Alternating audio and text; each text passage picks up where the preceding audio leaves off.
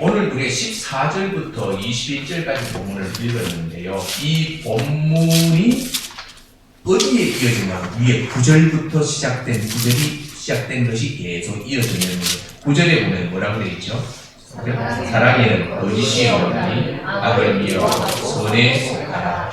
사랑에는 거짓이 없나니 이렇게 얘기했습니다. 자, 이 9절부터 이 사랑에 대한 이야기를 쭉 하고 있는 이 내용을 한마디로 우리말로 제가 재해석을 해서 말씀을 드리기 이렇습니다. 이 부분의 전체, 이게 바로 부분의 전체를 말하고 있는 내용이 뭐냐면 형제나 자매 아니면 세상의 심지어는 원수들까지에게도 뭘 해야 된다? 은혜를 풀어줘야 된다. 이 말입니다. 내가 예수 셋계의 나는 혈육에 속한 가족도 형제도 또 떠나서 이 세상의 누구에게도 심지어는 나를 죽이려고 하는 원수에게까지도 나는 그들에게 뭘 베풀어야 된다? 은혜를 베풀어야 된다. 이 말이거든요. 그게 오늘 그래서 그 말을 9절로부터 시작해서 14절 이어가고 있다. 여기서 중요한 그 중심 단어가 뭐냐면 사랑이잖아요. 사랑이 중심 단어인데 혹시 이런 얘기 들어보셨어요? 내가 뭔가를 생각을 해요. 그리고 내가 그 생각대로 나는 움직이잖아요. 내가 행동이 먼저 오는 것이 아니고 행동이 있기 전에 먼저 생각이 먼저 있는 거거든요. 그 생각을 하고 움직이는. 근데 내가 뭔가를 생각할 때 그 나로 하여금 생각을 하게 하는 그 기준이 뭔가? 이 기준이 뭐예요? 그게 바로 사랑이라는. 사랑은 그러므로 결국 사랑이라고 하는 이것은 내적인 나의 태도가 뭐예요? 생각이죠. 나의 생각과 내 생각한 대로 행동을 하게 만드는 뿌리가 뭐여야 된다? 사랑이에요. 그러면 여기서 우리가 하나님의 사랑, 이 하나님의 사랑에 우리가 기초를 두고 하나님의 사랑은 어디에서 무슨 사랑이죠? 완전한 사랑. 예? 하나님의 사랑은 자 쉽게 십자가 사랑 부릅시다. 십자가 사랑은 무슨 사랑이에요? 자기의 생명을 내어준 사랑이거든요. 부모가 자식을 위해서 생명까지도 내어놓는 것은 쉽지 않습니다. 네가 살고 내가 죽을게. 이거 말은 쉬워요. 근데 막상 또 형제를 위해서 골수를 빼내주는 것도 쉽지 않아요. 저는 많이 봤거든요. 정말 저 사람이 그 형제의 피가 이게 골수가 맞아가지고 이걸 빼주면 살 수 있는데도 겁나가지고 도망쳐버리는 형제들 많이 봤거든요. 이게 쉽지 않거든요. 그런데 우리 하나님은 뭘 주셨다? 자신의 생명을 누구를 위해서 나에게 주셨거든요. 던져버렸다. 이 하나님의 사랑에 우리가 기초하여 생각하고 하나님의 사랑에 기초하여 생각한 대로 나는 뭐 해야 된다? 행동해야 된다. 이게 오늘 그리스도인들에게 요구되어지는 태도라는 겁니다.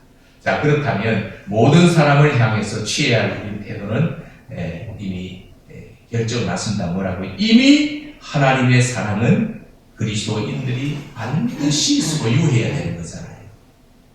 그 사랑을 우리가 소유해야 하고 그 사랑이 그리스도인들의 태도를 결정짓는 것이 되어야 된다라고 하는 것입니다. 그 태도는 이제 여러 가지로 우리에게 이제 나타날 수 있는데요. 자, 첫 번째 제가 이렇게 적어놨습니다. 우리 그리스도인은 예수 믿는 사람들은 세상을 향해서 나타내야 할 태도, 이 태도가 어떻게 해야 됩니까? 세상 사람들이 전혀 예상치 못하는 반응이 이런 반응이라는 겁니다. 자, 14절 한번 보실래요? 14절 읽어봅시다. 시작. 너희를 박해하는 자들을 축복하라. 축복하고 저주하지 말라. 아멘.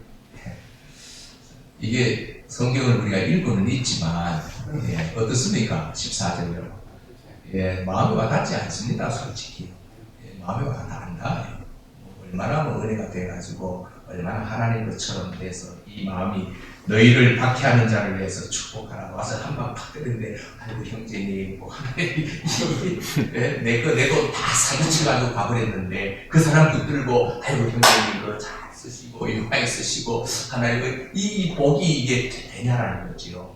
사실 이 말씀은 우리 마음속에 잘 와닿지 않는 말씀입니다. 그럼에도 불구하고 성경은 만약에 우리가 예수 믿는 사람이라면, 너가 진실로 예수를 믿는다면 한 가지 우리에게 분명히 닥쳐온 것이 있다. 그게 뭐냐면요, 세상의 반대입니다. 내가 예수 믿을 때요, 세상은 나를 반대합니다.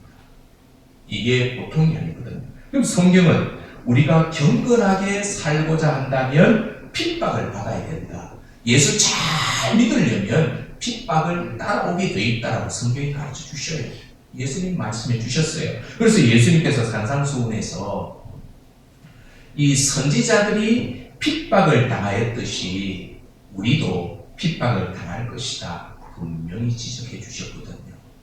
그러면 이때 핍박이 여러 가지 형태로 온다는 겁니다. 이제 세상 핍박이라는 단어를 예수 믿는 나를 세상 사람들이 뭐한다? 복권을 끌듯이 이제 긁는 거예요. 그 핍박까지 나를 막 끌어댈 때, 그러면 예를 들자면 이 핍박은 분간하기 힘든 핍박도 있어요. 그런데 어떤 거는 대놓고 명백하게 나를 핍박하는 것, 그 핍박도 있다는 겁니다. 예를 들자면 친구들로부터 내가 소외를 받는 소외, 요즘 단어는 뭐지? 왕따. 그 왕따를 누군가가 아예 대놓고 나를 제외시키려고 막 왕따라는 것을 가지고 나를 막 이렇게 끌을 때, 네가 진실로 예수를 믿는 사람이라면 그 끌을 때 오히려 나를 그렇게 하는 사람을 위해서 뭐하라? 기도. 축복하라. 이게 예수 믿는 사람이랍니다. 성경은. 자, 그리고 또 뭐 억울한 일을 당할 때도 있잖아요. 내 의지와 상관없이 정말 나는 누가 봐도 이거는 참 저건 참 너무 억울하다. 이거는 너무 아니다라고 이 당할 있고, 사람들 앞에서도 또 조롱을 받을 수도 있고요. 실제적으로 오늘날 이 땅에는 어떤 나라에서는 예수 믿는다는 이유 때문에 정부에 의해서 공개적으로 핍박을 받는 나라들이 많이 있잖아요. 많이 있는데 예수 믿는다는 이유 때문에 일자리를 잃어버립니다. 예수 믿는다는 이유 때문에 살던 곳에서 강제로 추방당하기도 합니다. 예수 믿는다라고 하는 이유 때문에 또한 이 감옥에도 가고, 그 다음에 또한 큰 모욕을 당하기도 하는 이런 나라가 수월찮게 이 세상에는 너무도 많이 있거든요. 그러면 우리가 예수 믿는다라는 그 이유 때문에 이런 핍박을 당했을 때, 사람들이 우리에 대한 그런 핍박을 향할 때 나는 어떻게 반응해야 할 것인가? 나는 어떻게 반응할 것인가? 예수 안 믿는 사람들은 핍박을 받을 때 일반적으로는 뭘 해요? 한방 치면 이 새끼보다 한방 때리죠. 이건 보복이죠. 예수 안 믿는 사람의 일반적인 보복입니다. 그 다음에 자기를 괴롭힌 사람을 향하여 뭐 하죠? 막 욕하고 저주를 퍼붓거든요. 그러면 예수 믿는 사람은 어떻게 해야 되는가? 예수 믿는 사람은 어떻게 해야 되는가? 나를 핍박하는 사람들을 축복하라. 이게 오늘 우리 그리스도 예수 믿는 하나의 모습이거든요.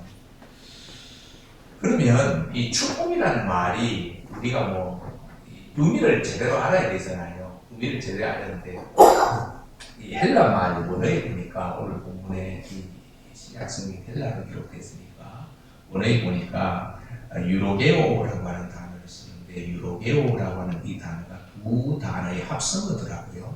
합성어인데 하나는 레고라고 하는 단어가 있는데, 이 레고라는 단어는 뭐냐면 이 좋게 말하다입니다. 레고 말하다. 그 다음에 유라고 하는 이 단어는 좋게 잘 이런 뜻이거든요. 그러니까 유로게오라고 하는 이 단어는 또 하나는 한번 좋게 뭐해라 말하다. 좋게, 이게 축복하다. 자, 그러므로 나를 핍박하는 사람들 유로게오, 즉 축복하라 라고 하는 이 말은 그들을 좋게 말해라. 좋게 말해라. 그들에게 좋은 말을 해라. 이것이 바로 핍박하는 사람에 대한 그리스도인의 태도가 되어야 된다라고 오늘 로마서는 우리에게 말씀을 가르쳐주고 있거든요. 이것이 바로 뭐예요? 세상 사람들은 예상치 못하는 태도를 나는 하고 있거든요. 때리면 같이 때려야 되거든요. 욕하면 같이 딱 맞서야 되는데 저 사람을 끌었더니 오히려 끓는 나를 위해서 뭐하나? 예상치 못하는 좋은 말로서 나를 위로하고 오히려 격려하고 내게 복을 빌어주는, 이게 바로 세상 사람들이 예상치 못하는 태도, 이런 것들을 우리가 보여야 된다.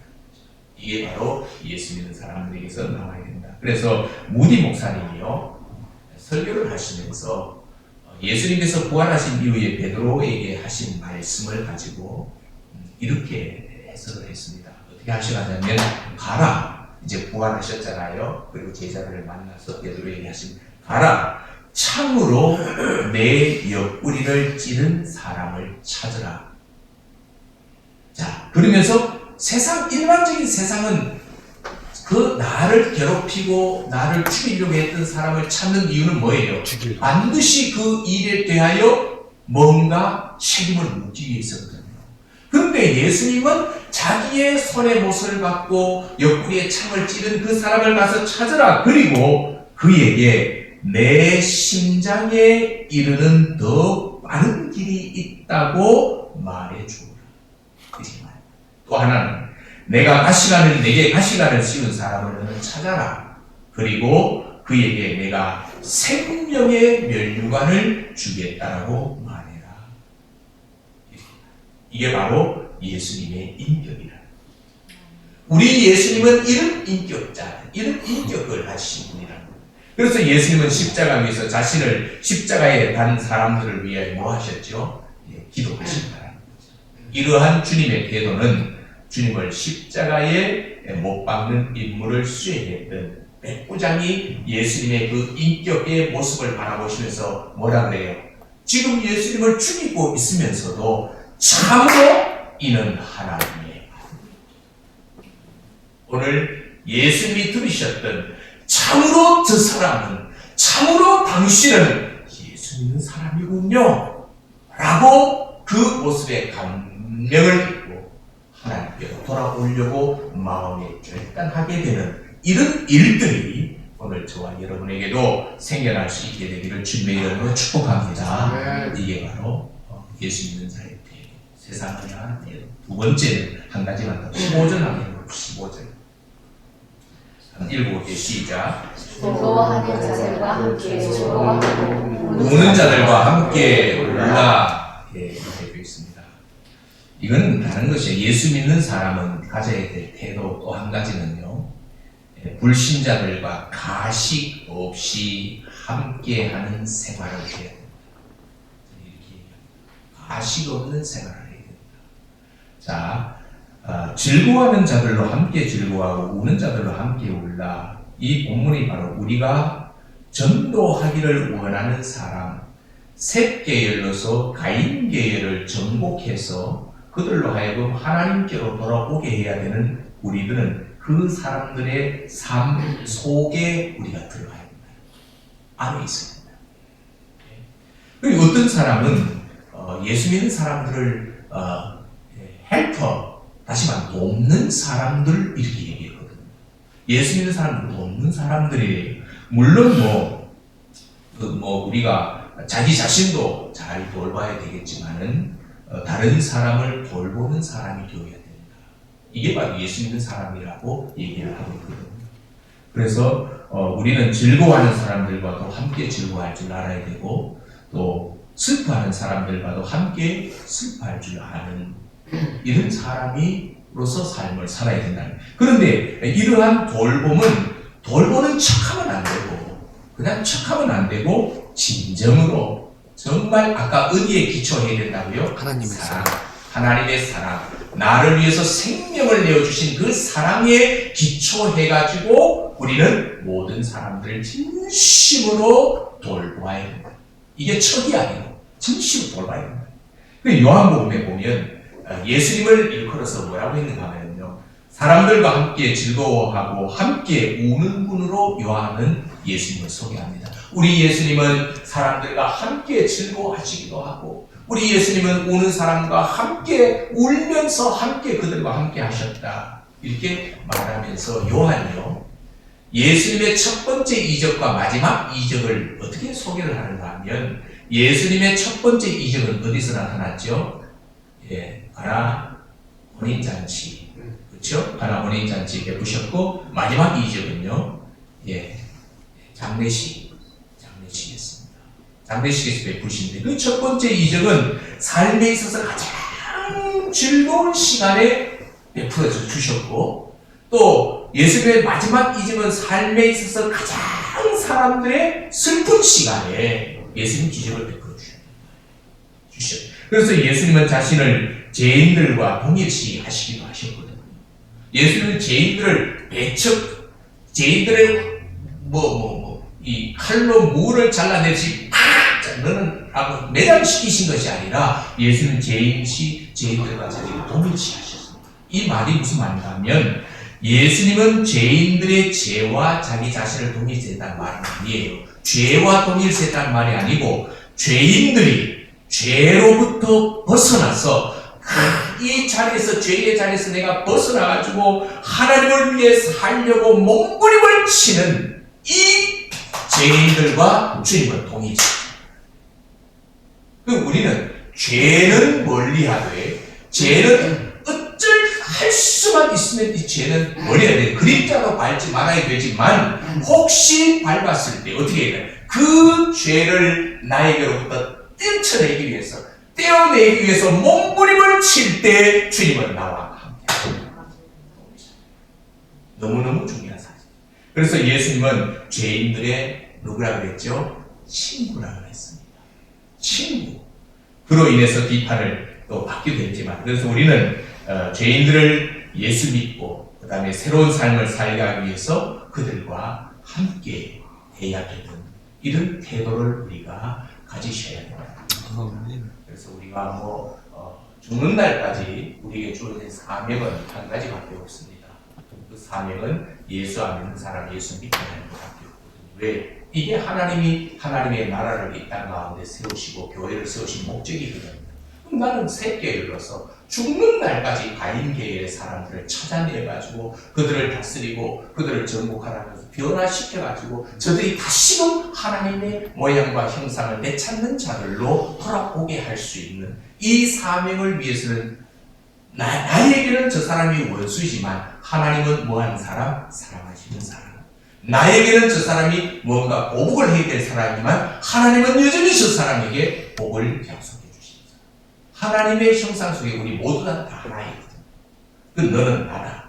온 인류는 너는 나다. 이런 개념으로 우리가 살아갈 때 이 땅에 놀라운 하나님의 역사를 이루어갈 수 있다는 겁니다. 그래서 그리스도인이 불신자를 향해서 가져야 될 태도는 그러므로 어떤 태도가 되어야 되죠? 장모님 기도도 하셨는데 기도 가운데도 말씀하셨지만 겸손입니다. 16절 말씀 보십시오. 16절 한번 보시면 읽어볼까요? 시작. 서로 마음을 같이 하며 높은 내 마음을 두지 말고 도리어 낮은 내 처함 스스로 지혜 있는 채 하지 말라. 자, 이 본문에서의 교훈은 명백하고 단순한데 뭐 하지 말라? 교만하지 말라는 겁니다. 겸손해라는 겁니다. 이 점에 있어서 우리 예수님이 우리의 또 모범이 되시는 거잖아요. 겸손, 그죠? 그래서 예수님이 말씀하셨잖아요. 나는 마음이 온유하고 겸손하니 내게 와서 배우라. 내 멍에를 메고 내게 와서 배우라.